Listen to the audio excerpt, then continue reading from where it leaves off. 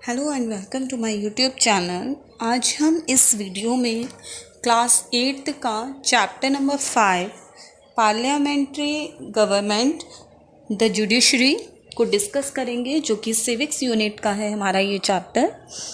तो आज हम इस वीडियो में हम जो पॉइंट्स डिस्कस करेंगे वो हैं किस किस चीज़ के बारे में डिस्कस करेंगे मैं आपको बता दूं। एक तो हम सुप्रीम कोर्ट के बारे में डिस्कस करेंगे आज इसमें, एंड आज और इस टॉपिक में हम डिस्कस करेंगे जो हमारा ये जुडिशरी सिस्टम है, इसमें हम हाई कोर्ट के बारे में भी डिस्कस करेंगे।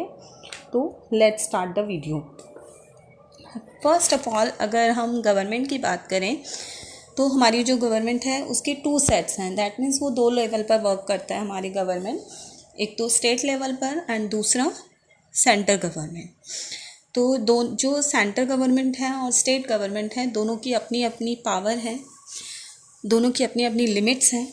जो इनकी जो पावर्स है गवर्नमेंट की, दोनों ही गवर्नमेंट की, वो बहुत ही अच्छे तरीके से डिफ़ाइन की गई है हमारे कॉन्स्टिट्यूशन में, बहुत ही वेल डिफाइंड है हमारे कॉन्स्टिट्यूशन में। और हमारे पास क्योंकि फेडरल फॉर्म ऑफ गवर्नमेंट है दैट, और एक सिंगल यूनिफाइड जुडिशरी है हमारी। अगर हम दूसरे शब्दों में बात करें कि जितने भी हमारे कोर्ट्स हैं, जो ऑल द कोर्ट्स इंटरप्रेट है जो हमारा, और जो एनफोर्स द स्टेट लॉज है, दैट मीन्स जितने भी हमारे जो कानून बनाए जाते हैं जो वो हमारे सभी पार्लियामेंट में ही जाकर के बनते हैं, पार्लियामेंट से ही पास होते हैं वो हमारे। तो अगर हम हमारे जो कोर्ट्स हैं, subordinate courts, district courts, high courts, ये सभी हमारे सुप्रीम कोर्ट के अंडर वर्क करते हैं। इन सभी कोर्ट्स का कंट्रोल सुप्रीम कोर्ट के हाथ में है, जिसको हम हाईएस्ट जुडिशियल बॉडी कहते हैं हमारे इंडिया की। जो सुप्रीम कोर्ट है वो हमारे इंडिया का हाईएस्ट जुडिशियल बॉडी है। एंड जो हमारा कॉन्स्टिट्यूशन कहता है कि जो लॉ डिक्लेयर किए जाते हैं सुप्रीम कोर्ट के द्वारा, वो bind on all courts. That means वो सभी कोर्ट्स पर बाध्य रहेंगे। पूरे जो भी जहाँ पर भी वो with in the territory of India, जो भी हमारे टेरिटरी हैं इंडिया के, जहाँ पर भी जिस चीज़ के लिए भी उसको वो अगर डिक्लेयर कर देता है हमारा जो सुप्रीम कोर्ट है, तो वो चीज़ बाकी सभी के लिए बाध्य रहेगी। जो सुप्रीम कोर्ट है हमारा, इसकी कंपोजिशन और ऑर्गेनाइजेशन के लिए अगर हम बात करें तो उसके लिए फ़र्स्ट ऑफ ऑल बात आती है अपॉइंटमेंट ऑफ द जजेस। अब जजेस के लिए जब हमारे सुप्रीम कोर्ट की बात आ रही है तो फर्स्ट ऑफ ऑल मैं आपको बता दूं, in accordance with the act of 2000 act, that means 2000 act के हिसाब से, उसके अनुसार जो हमारा सुप्रीम कोर्ट है उसमें chief justice of India consist होता है एंड 30 से ज़्यादा जजेस नहीं हो सकते उसमें। इसका मतलब है कि एक तो जो चीफ जस्टिस है, जिसको हम सीजे ऑफ इंडिया भी बोलते हैं, एब्रीविएशन में सीजे भी बोलते हैं, एंड जो उसको हेल्प करते हैं, जो उसके एडवाइस पे वर्क करते हैं, जिनकी वो एडवाइस लेता है, वो और अदर 30 जजेस होते हैं। तो दैट मीन्स ज़्यादा नहीं होने चाहिए हमारे सुप्रीम कोर्ट के जजेस, वो 30 होने चाहिए। तो एवरी जजेस, जो भी हमारे सुप्रीम कोर्ट का जो जज होता है, वो प्रेसिडेंट के द्वारा ही अपॉइंट होता है।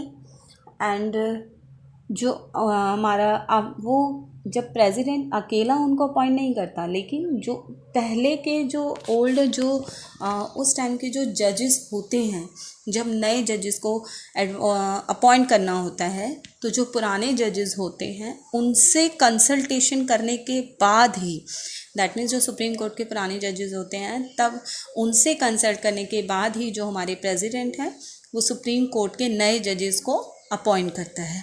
अब सेम चीज़ हमारी हाई कोर्ट में भी आती है कि हाई कोर्ट के जो जजेस होते हैं,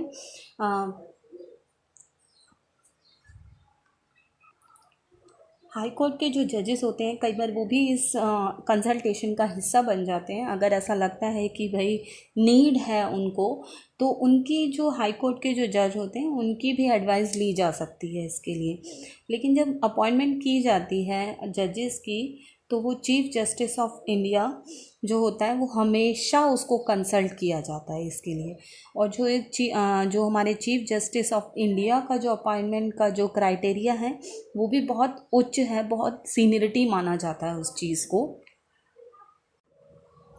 अब अगर हम क्वालिफ़िकेशन बात करें कि भाई एक जज होने के लिए, अपॉइंटमेंट के लिए क्या क्वालिफ़िकेशन होनी चाहिए, तो सुप्रीम कोर्ट का जो जज है उसके लिए कुछ मस्ट हैव चीज़ होती हैं कि जो उसके अंदर होनी ही चाहिए। That means first of all आता है इसमें, एक तो वो सिटीज़न ऑफ इंडिया होना चाहिए, that is the must have thing. And next आता है वो कम से कम हाई कोर्ट में 5 ईयर्स के लिए वहाँ पर वो जज की पोस्ट पर रहा हो, काम किया हो उसने। जो मेन एक और जो थर्ड चीज़ आती है इसमें वो ये है कि अगर वो हाई कोर्ट का जज नहीं भी है तो हाई कोर्ट में उसने कम से कम 10 साल का उसके पास में एक्सपीरियंस हो एज एन एडवोकेट। और ओपिनियन में अगर हम प्रेसिडेंट के ओपिनियन की बात करते हैं तो जो ज्यूरिस्ट का जो वो बहुत ही अलग ही डिस्टिंग्विश्ड हो जाता है, बहुत ही अलग हो जाता है। अब नेक्स्ट आता है कि जो सुप्रीम कोर्ट का जो जज है उसका term of office and removal and जो उसका टेन्योर है वो किस तरह से वर्क करता है। जो जजेस होते हैं वो एक रीज़नेबल सिक्योरिटी, उनका एक अलग होता है, उनका जो टेन्योर होता है एक रीज़नेबल सिक्योरिटी होता है, उसको वो एंजॉय करते हैं। अगर कोई एक सुप्रीम कोर्ट का जज अगर अपॉइंट हो जाता है तो उसको जो उसका जो रिटायरमेंट है वो 65 ईयर्स का है, तो वो जब तक 65 ईयर्स का नहीं हो जाता तो वो तब तक अपनी पावर्स को, अपने उस सीट को वो एंजॉय कर सकता है। और जो जज होता है वो अपने आप से अगर वो रिज़ाइन करना चाहता है किसी भी समहाउ, अगर कुछ भी उसके रीज़न्स होते हैं, कुछ पर्टिकुलरली उसके कुछ अपने अगर पर्सनल रीज़न्स होते हैं, कुछ भी हो सकता है, तो अगर वो अपने ऑफिस से रिज़ाइन करना चाहता है तो उसको प्रेसिडेंट को अपना रिज़ाइन देना होगा। लेकिन अगर अब जैसे मैंने आपको बताया कि 65 ईयर्स तक वो अपनी सीट को एंजॉय करता है, वो वहाँ पर अपना वर्क करता है, वो अपनी कंट्री को सर्व करता है। लेकिन अगर कभी जो सुप्रीम कोर्ट का जज है उसको किस तरह से हटाया जा सकता है, इसके लिए कुछ अगर फॉर एग्ज़ाम्पल अगर हम ये बात करें कि अगर सुप्रीम कोर्ट का कोई जज मिसबिहेव करता है या अपनी इनकैपेबिलिटी है उसमें किसी चीज़ को लेकर के, अगर वो कभी किसी के साथ में गलत डिसीज़न दे देता है, तो इस तरह से कुछ अगर पॉइंट आउट उसके हो जाते हैं तो जो प्रेसिडेंट हैं हमारे वो उसको उसकी सीट से, उसके ऑफिस से रिमूव कर सकते हैं। लेकिन ये तभी पॉसिबल होता है जो हमारे दोनों हाउसेस के जब एड्रेस होता है, जब पार्लियामेंट हमारा एड्रेस होता है, दैट मीन्स एक मेजॉरिटी होती है उसमें मेंबरशिप की, हमारे किसी भी हाउस की अगर कोई मेजॉरिटी है तभी ये चीज़ होती है। अगर कोई भी हाउस 2/3 से ज़्यादा, दैट मीन्स उसकी जो वोटिंग है वो 2/3 से ज़्यादा होनी चाहिए, जो कि प्रेसिडेंट तब जा कर के उनका जो रिमूवल है वो चीज़ होती है, वहाँ पर रिमूवल उसका एक्सेप्ट होता है। तो दैट मीन्स अगर दोनों हाउसेस की जो मेजॉरिटी है अगर वो 2/3 से जब ज़्यादा होती है, कम नहीं होनी चाहिए, तभी वो जो उसका प्रोसेस है वो कंप्लीट होता है और एक जो जज है वो प्रेसिडेंट तभी उस जज को उसकी सीट से रिमूव कर सकता है। अब नेक्स्ट बारी आती है सैलरीज ऑफ द जजेस। अब जो जजेस की जो सैलरी होती है वो भी पार्लियामेंट के द्वारा ही डिटरमाइन की जाती है, चाहे वो चीफ जस्टिस हैं या फिर अदर जजेस हैं, उनको जो भी सैलरी पे करना है वो भी एक तरह से एक बिल की तरह हमारे पार्लियामेंट में ही पास होती है। और एडिशन ये होती है कि जो हमारे जजेस हैं वो उनको कुछ फैसिलिटीज़ दी जाती हैं, लाइक उनको एंटाइटल मिलता है एक तरीके से, एक तो रेंट फ्री रेजिडेंस होता है उनका, जो उनको गवर्नमेंट की तरफ से घर मिलते हैं वो रेजिडेंट अलाउ होते हैं, उनको वो रेंट फ्री होता है, वो उसके लिए कुछ पे नहीं करते। एंड उनको और भी कुछ प्लस में अदर अलाउंसेस भी दी जाती हैं जिसमें उनको कुछ फैसिलिटीज़ दी जाती हैं।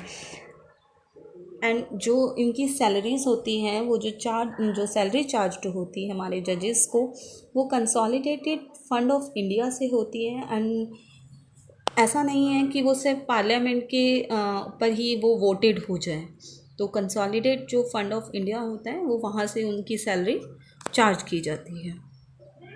अब नेक्स्ट आता है हमारा jurisdiction powers of the supreme court, that means जो सुप्रीम कोर्ट की पावर हैं उसके बारे में। जो ज्यूरिसडिक्शन है ये एक कोर्ट की पावर है, जो कोर्ट ऑफ लॉ है वो पावर है उसकी। ये एक तरीके से एक्सरसाइज करता है इस चीज़ को कि इंटरप्रेट लॉज को और डिस्प्यूट्स को सेटल करने में। दैट मीन्स जो कानून बन रहे हैं उनकी तरफ भी देखना है वो किस तरह से वर्क करते हैं।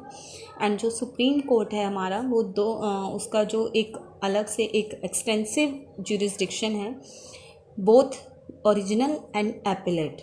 और इसका जो ज्यूरिसडिक्शन है वो एडवाइजरी ज्यूरिसडिक्शन है, दैट मीन्स वो सलाह पर वर्क करते हैं। एंड हमारे कॉन्स्टिट्यूशन ने ऑलरेडी इस चीज़ को कह रखा है। हमारा जो कॉन्स्टिट्यूशन है वो ये बात कहता है कि जो सुप्रीम कोर्ट का जो ज्यूरिसडिक्शन है, जो उसका डिसीज़न है, that will be final. That means हर किसी को उसका जो डिसीज़न है वो मानना होगा। अभी जैसे मैंने बताया कि जो हमारा सुप्रीम कोर्ट है उसका एक अलग से एक एक्सटेंसिव ज्यूरिसडिक्शन है जिसमें हमारे ओरिजिनल और एपेलेट आता है। तो ओरिजिनल ज्यूरिसडिक्शन की अगर हम बात करें तो इसमें वो केसेस आते हैं जिसके लिए सुप्रीम कोर्ट के पास में अथॉरिटी है टू हियर, जिन केसेस को सुप्रीम कोर्ट सुन सकता है, उसके पास में ये ओरिजिनली अथॉरिटी है इनके लिए, और वो अपना फर्स्ट इंस्टेंस में डिसाइड करता है उसमें। एंड जो सुप्रीम कोर्ट है उसमें कुछ ओरिजिनल जो ज्यूरिसडिक्शन में कुछ पॉइंट्स हैं, कुछ जो डिस्प्यूट्स जिनको वो एंटरटेन करता है, या हम ये बात कहें कि वो जिनकी हियरिंग करता है। तो इसमें फर्स्ट पॉइंट आता है dispute between the government of India and और मोर स्टेट्स। जो भी गवर्नमेंट ऑफ इंडिया के और या फिर एक से ज़्यादा स्टेट्स के बीच में अगर कोई डिस्प्यूट है तो उसकी हियरिंग सुप्रीम कोर्ट में ही होगी, उसकी हियरिंग किसी भी हाई कोर्ट में नहीं होगी। ये वाली जो पावर है गवर्नमेंट के डिस्प्यूट्स की, उसको सॉर्ट आउट करने की, ये पावर सिर्फ़ और सिर्फ हमारे सुप्रीम कोर्ट को दी गई है हमारे कॉन्स्टिट्यूशन के अनुसार।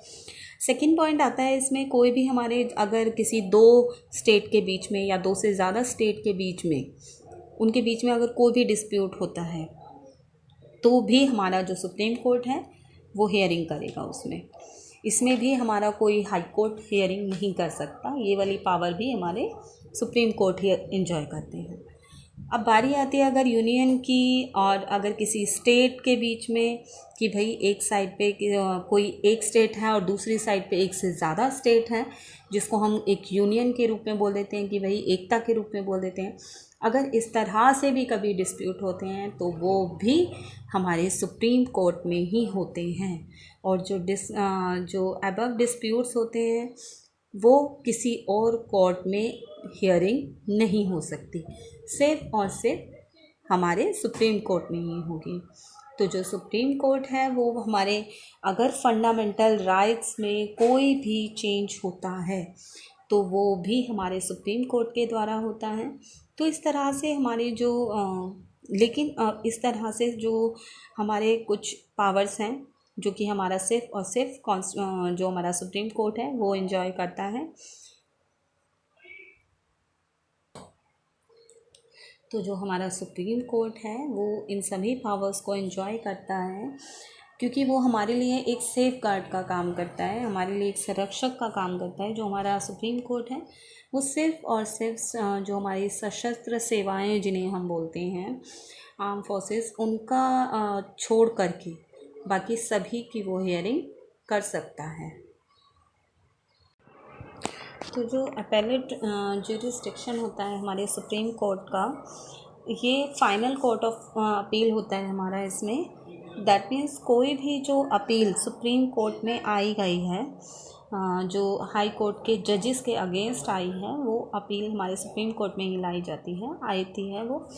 तो अपेलेट जो ज्यूरिसडिक्शन होता है ये कुछ केसेस को इन्वॉल्व करता है, इसमें कुछ केसेस इन्वॉल्व होते हैं। फॉर एग्जांपल फर्स्ट आता है हमारा constitutional cases. Constitution cases that means जो हमारे कॉन्स्टिट्यूशन में इंटरप्रिटेशन है, जिन केसेस का, जिन मैटर्स का हमारे कॉन्स्टिट्यूशन में भी ज़िक्र किया गया है, तो वो वाले जो अपेलाइट जो केसेस हैं वो हाई कोर्ट के से सुप्रीम कोर्ट में आते हैं। आगे कॉन्स्टिट्यूशन केसेस के बाद आता है हमारा सिविल केसेस। अब सिविल केसेस में जो हमारा हाई कोर्ट है वो किस तरीके से अपील को देखता है, इसमें हमारे कुछ केसेस होते हैं। जैसे एक तो उसमें हमारा केसेस होते हैं जो कि हमारे कुछ सब्सटेंशियल क्वेश्चंस होते हैं लॉ के, जो कि जनरल इम्पोर्टेंस रखते हैं हमारे लिए। उसमें जैसे कि कुछ केसेस जैसे हमारे वो होते हैं कि जो हमारे कानून के कुछ जनरल हमारे इम्पोर्टेंस बताता है कि भाई कानून से रिलेटेड जो भी क्वेश्चंस होते हैं वो सभी उसके अंदर इन्वॉल्व होते हैं। और सेकंड होता है उन्हीं क्वेश्चंस पर जो हमारा हाई कोर्ट है उसको उन्हीं पर डिसीज़न लेना होता है। डिसीज़न लेने के लिए उनको उन क्वेश्चंस की नीड होती है।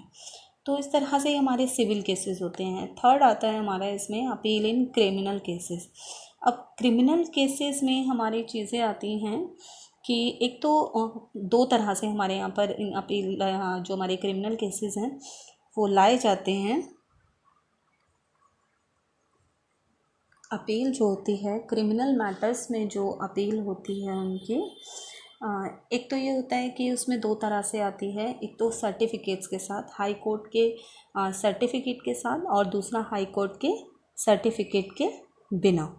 अब इसमें क्या होता है, फर्स्ट ऑफ ऑल आता है इसमें कि जो हमारा हाई कोर्ट है उसके सर्टिफाइज के बिना कैसे आती है। जो उसकी एक कॉपी जो होती है वो एक तरीके से सुप्रीम कोर्ट के लिए रखी जाती है। और अगर सेशन जज ने उस अक्यूज़ को एक्विट कर दिया है, दैट मीन्स बरी कर दिया है, लेकिन जो हाई कोर्ट है वो सरकार की अपील पर, गवर्नमेंट की अपील पर उस एक्विटेशन को, जो एक्विटेशन का जो उसका डिसीज़न है वो उसको रिवर्स कर देता है। और उसको जो अक्यूज़ है अगर वो उसने उसकी मौत की सज़ा दी है, दैट मीन्स उसको डेथ की सज़ा दी है। तो एक तो पॉइंट इसमें ये आ जाता है। और सेकंड पॉइंट इसमें ये आता है कि अगर हाई कोर्ट ने एक उसको जो हाई कोर्ट है उसने उस केस को हटा दिया है, दैट मीन्स उसकी जो हाई कोर्ट की जो अदालत है उसने उसको किसी भी मामले को वापस ले लिया और आरोपी को दोषी ठहरा दिया है और उसे मौत की सज़ा सुनाई है। तो एक दो पॉइंट इसमें ये आ जाते हैं। एंड जो नेक्स्ट आता है कि इसमें क्रिमिनल केसेस को मैंने आपको बताया कि दो बेसिस पर उनको लिया जाता है। तो इसमें जो नेक्स्ट आता है कि भाई with the certificate of the high court, कि भाई हाई कोर्ट के सर्टिफिकेट के साथ में कैसे आता है कि अगर कोई अपील आती है जिसको हाई कोर्ट सर्टिफाई कर देता है और वो केस को फिर भी अपील की नीड होती है कि भाई उनको अगर जैसे हमारे उसमें डेमोक्रेसी है और हमारे यहाँ पर ये है एक कॉन्स्टिट्यूशन में दिया गया है कि जो फाइनल डिसीज़न होगा वो सुप्रीम कोर्ट का होगा। तो अगर किसी को ऐसा लगता है कि वो उसमें जाकर के अपनी जो अपील है वो दे सुप्रीम कोर्ट में, तो सुप्रीम कोर्ट का जो भी फैसला होगा वो लास्ट में माना जाएगा। तो इस तरह से कुछ हमारे क्रिमिनल केसेस, सिविल केसेस और कॉन्स्टिट्यूशनल केसेस एपेलेट ज्यूरिसडिक्शन के अंडर आते हैं, इन्वॉल्व होते हैं। नेक्स्ट आता है इंडिपेंडेंस ऑफ सुप्रीम कोर्ट। हमारा जो सुप्रीम कोर्ट है वो अपना फेडरल पॉलिटिकल सिस्टम में एक अलग ही अपना एक इम्पॉर्टेंट रोल निभाता है हमारा इसमें। वो क्योंकि इसकी जो इंडिपेंडेंसी है वो एक बहुत ही एसेंशियल फंक्शन है डेमोक्रेटिक और एक फेडरल पॉलिटी के लिए।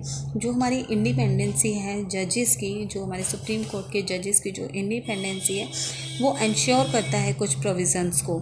तो इस तरह से जो हमारे सुप्रीम कोर्ट की इंडिपेंडेंसी है that play a very important role in a federal political system. अब नेक्स्ट आता है अपॉइंटमेंट ऑफ जजेस कि किस तरीके से वो प्ले करता है हमारा रोल, तो हम उस बारे में बात कर रहे हैं। अपॉइंटमेंट ऑफ जजेस में जब जजेस की जब अपॉइंटमेंट की जाती है तो उस टाइम पे जो प्रेसिडेंट है वो चीफ जस्टिस से कंसल्ट करेगा। और इसी तरीके से जो हमारा वो है जो कानून मंत्री जिसको हम बोलते हैं ministry of law and justice है, वो भी एक अलग ही रोल प्ले करते हैं इसमें। तो ना तो इसमें कोई मिनिस्ट्री ऑफ लॉ है जो एग्जीक्यूटिव है और ना ही चीफ जस्टिस ऑफ इंडिया है। वो ऐसा नहीं है कि वो सिर्फ़ और सिर्फ उन जजेस के ऊपर अपना एक कंट्रोल रखेगा उन अपॉइंटमेंट पर, या फिर अपना एक पर्सनल फेवरलिज़म दे देगा, उसमें अपना पर्सनल फेवर दे देगा। नहीं, जब उनकी अपॉइंटमेंट की जाती है जजेस की तो ये बहुत ही एक सीनियरिटी का वर्क होता है, बहुत ही एक देखा जाए तो इसमें सभी की अपनी जिम्मेदारी होती है। तो जो भी हमारे जजेस की अपॉइंटमेंट होती है वो कानून मंत्री, हमारा जो प्रेसिडेंट है एंड जो हमारे चीफ जस्टिस हैं, चीफ जस्टिस ऑफ इंडिया है जो हमारे, उनकी कंसल्टेंसी के बाद ही उनकी अपॉइंटमेंट की जाती है। एंड और ये एक बहुत ही जिसको हम बोलें स्ट्रेंथेंड इंडिपेंडेंस है हमारी जुडिशरी की। अगर हम सिक्योरिटी ऑफ टेन्योर की बात करें तो मैंने आपको पहले भी बताया था कि जो कोई जज है हमारे सुप्रीम कोर्ट के, वो 65 की एज तक वर्क कर सकता है, अपना ऑफिस संभाल सकता है।